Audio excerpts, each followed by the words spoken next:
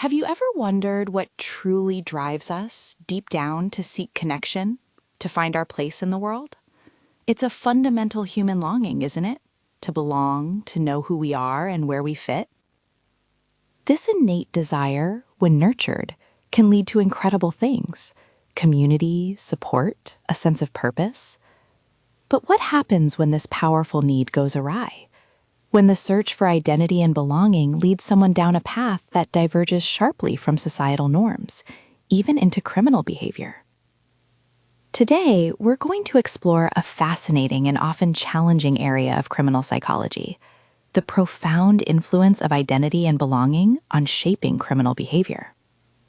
We'll delve into how our sense of self and the groups we associate with aren't just minor aspects of our personality, but fundamental forces that can, in some cases, contribute to criminal acts. My aim isn't to judge, but to understand, to peel back the layers and see the complex interplay of psychology and sociology that underpins these challenging behaviors.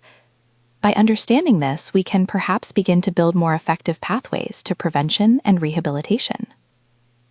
Let's begin by understanding just how deep this need to belong truly runs.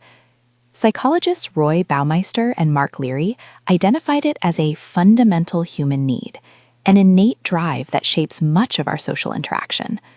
Think about it, from childhood playgrounds to adult friendships, from sports teams to online communities, we constantly seek connections. This isn't just a preference, it's a core psychological requirement. Now, how does this translate into who we perceive ourselves to be? This is where social identity theory comes in, developed by Henri Toffel and John Turner. It suggests that a significant part of our self-concept, how we define ourselves, comes directly from our membership in social groups. We identify with our in-group and often subtly or overtly differentiate ourselves from out-groups. It's a way for us to boost our self-esteem, to feel valued and understood. Imagine being a fan of a particular sports team. You share a common identity, a sense of camaraderie, and the team's successes feel like your own. This is a healthy example of how social identity works. And self-categorization theory further explains how we sort ourselves and others into these categories, influencing how we interact. But what happens when this foundational need for belonging and identity isn't met in a healthy, constructive way? What if an individual feels marginalized, isolated, or constantly faces negative social comparisons? This is where the story can take a darker turn. Difficulties in forming a stable, pro-social identity, an identity that aligns with positive societal values, often stem from challenging experiences like childhood trauma, neglect, or chronic stressors. These challenges can leave someone vulnerable, searching for a place to belong, a way to define themselves, even if that definition comes from an unexpected and ultimately harmful source. This leads us to a crucial concept in criminal psychology: criminal social identity, or CSI. Developed by Daniel Boduszewski and Philip Hyland, CSI describes a sense of self that isn't rooted in mainstream societal values, but rather in the values and norms of a criminal reference group. Think of it as an identity that flourishes in the shadows of an identity crisis, a period where an individual might experience weakened social ties, a lack of positive adult supervision, or be immersed in environments where criminal behavior is common.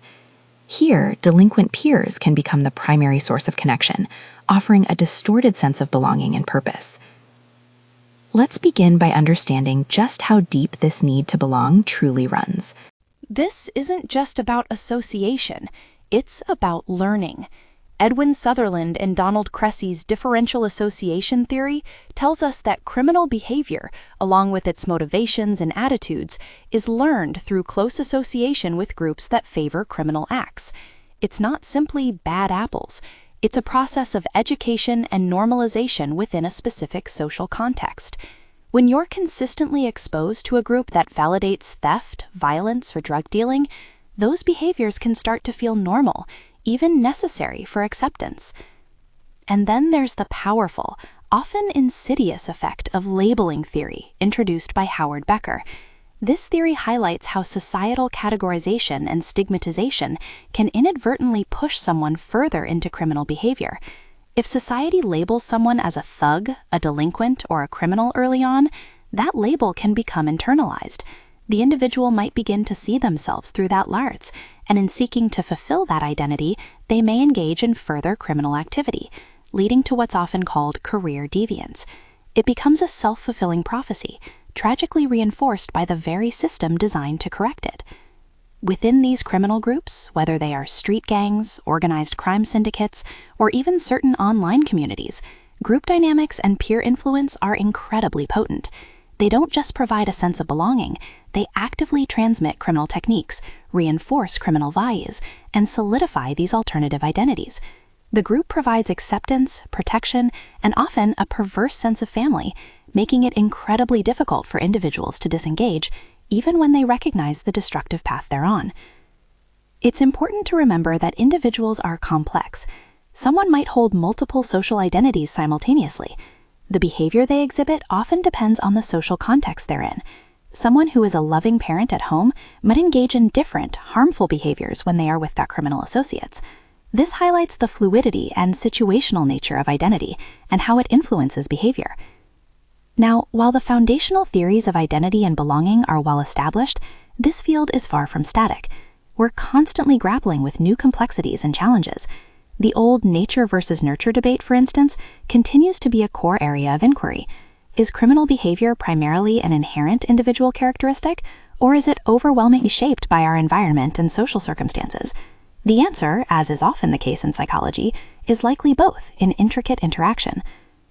One critical emerging challenge that demands our attention is the potential for algorithmic bias in law enforcement. As technology advances, artificial intelligence is increasingly used to predict crime or identify suspects. But what if these algorithms, built on historical data, inadvertently link specific identities, racial, cultural, or socioeconomic characteristics, with criminality? This new Jim code, as some call it, risks perpetuating discriminatory outcomes, unfairly labeling individuals, and pushing them further into carceral pathways, rather than offering true justice or rehabilitation. This is a powerful reminder that our understanding of identity must be ethically applied. So, where do we go from here? The future of this field lies in continued rigorous research. Theories like criminal social identity, while insightful, need even more robust empirical validation to fully understand their applications. We need to develop more scientifically rigorous approaches to understanding criminal behavior and designing interventions. A key area of focus must be on effective rehabilitation and crime reduction strategies. This includes considering whether disrupting harmful criminal network ties is more impactful than purely punitive approaches. Programs like the Gang Renouncement and Disassociation, GRAD, within correctional facilities aim to do just that, to help individuals shed negative identities and embrace pro-social ones. We need more constructive interventions, focusing on rebuilding social ties, providing educational and vocational opportunities, and fostering positive identity formation. Ultimately, understanding the profound influence of identity and belonging is not just an academic exercise. It's about recognizing the fundamental human need for connection and self-definition.